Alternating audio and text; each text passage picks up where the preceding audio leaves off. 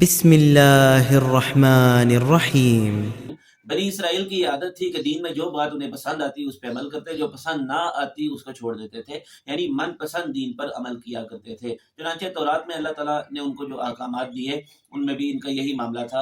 اللہ تعالیٰ فرماتے ہیں وَإِذْ أَخَذْنَا مِيثَاقَكُمْ، جب ہم نے تم سے عہد لیا، لَا تَسْفِكُونَ دِمَاءَكُمْ، کہ تم خون نہیں بہاؤ گے، وَلَا تُخْرِجُونَ أَنفُسَكُم مِّن دِيَارِكُمْ، اور اپنے لوگوں کو اپنے شہر سے نکلنے پہ مجبور نہیں کرو گے کہ انہیں اتنا ضد کرو، اتنا تنگ کرو کہ وہ وہاں سے جانے پہ مجبور ہو جائیں۔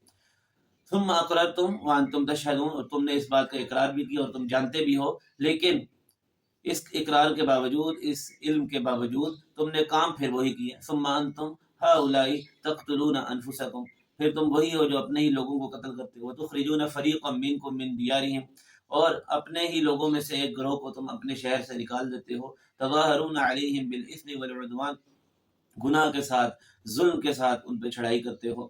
وَإِن يَأْتُوكُمْ أُسَارَىٰ، اور اگر وہ تمہارے پاس قیدی بن کے آتے ہیں، تُفَادُوهُمْ، تو پھر تو تم ان کا فدیہ بھی دیتے ہو۔ جب تم سے پوچھا جاتا ہے کہ اس دشمنی کے باوجود تم فدیہ کیوں دے رہے ہو، کیوں ان کی جان چھڑا رہے ہو، تو تم یہ کہتے ہو کہ ہم پر تورات میں یہ واجب کیا گیا، لیکن تورات میں تم پہ یہ بھی تو واجب تھا کہ ان کو قتل نہیں کرنا اور ان کو اپنے علاقے سے نہیں نکالنا، اس پر تو تم عمل نہیں کرتے، جو آسان نظر آتا ہے اس پر عمل کر لیتے ہو۔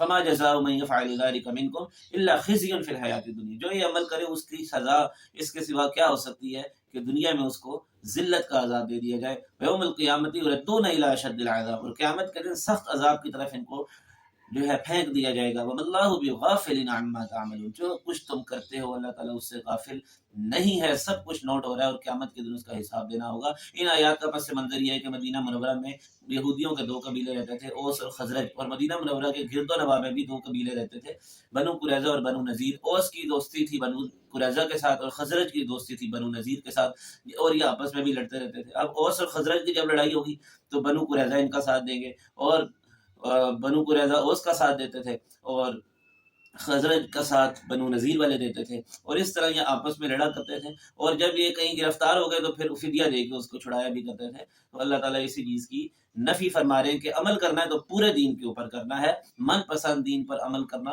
یہ اللہ تعالیٰ کی فرما برداری نہیں کہلاتی۔ اولئک الذین اشتروا الحیاۃ الدنیا بالآخرہ، یہی وہ لوگ ہیں جنہوں نے آخرت کے بدلے میں دنیاوی زندگی خرید لی۔ دنیاوی زندگی کیا ہے؟ مچھر کا پر ہے، اس کی حیثیت اور وقت کیا ہے؟